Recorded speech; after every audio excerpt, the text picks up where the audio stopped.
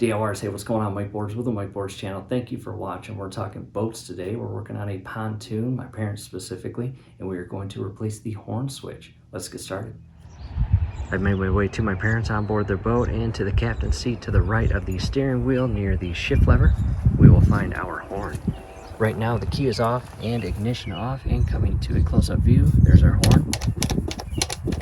Nothing. Coming over to the key, turning the ignition on, we will see the voltage needle or gauge register, and the ignition is on. Back to the horn. Nothing. Time to get that replaced. Taking a step back, I have turned the ignition off, removed the key. I have also disconnected the black negative cable from the battery just to ensure no electrical power is active or present. We are coming down and we are going to be working with electrical wiring and connections. Here's our access area, and we will go inside and up and gain access to the complete back side of our horn switch and disconnect the wiring. Coming down and inside, coming over here and all the way up, we will find our switch wiring and connections for our horn, as you see right here. And just carefully remove these, and I'm going to remove the left one first. And looking at the left one, it is a red and black wire, and the right one is an orange wire. Not sure if you can see it. And there's that wire right there. And now the orange one, and the orange one will be on the right hand side. We'll set the orange one up, and here's what the connections look like.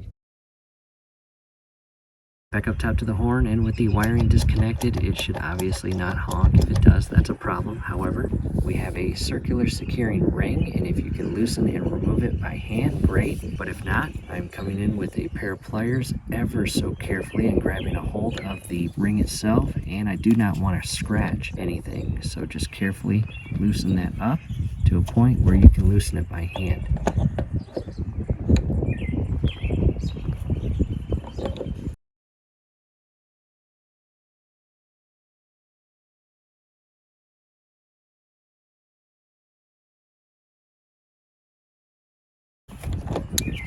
Right now I've reached my left hand down and in and to the back side of this switch just to ensure it's not turning as I rotate this counterclockwise. Making progress. I've got my left hand on the very back side, and I'm holding that in place so it doesn't spin, and I'm removing this little lock ring, as you see.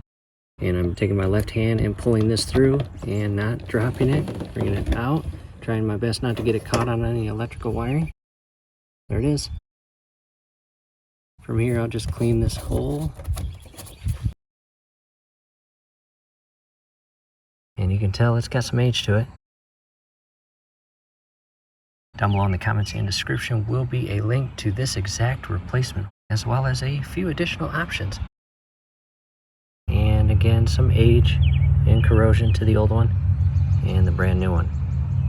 And a lot brighter red push button, as you see. There's the brand new lock ring. We'll head back to the boat, reverse the steps. Back inside the boat, coming under and ever so carefully feeding the brand new horn through the electrical wiring. And kind of a maze, I'm holding it tight.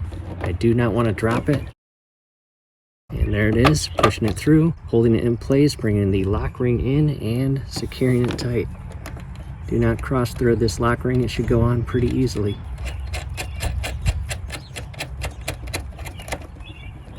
And I want to align the connections on the back side of the switch the same way the old one was. Holding it in place and securing it. Taking a big step back, I will now go underneath and back up inside and re-secure the electrical wiring. Back down, under, and in, I have re-secured the electrical wiring. Let's take a closer view.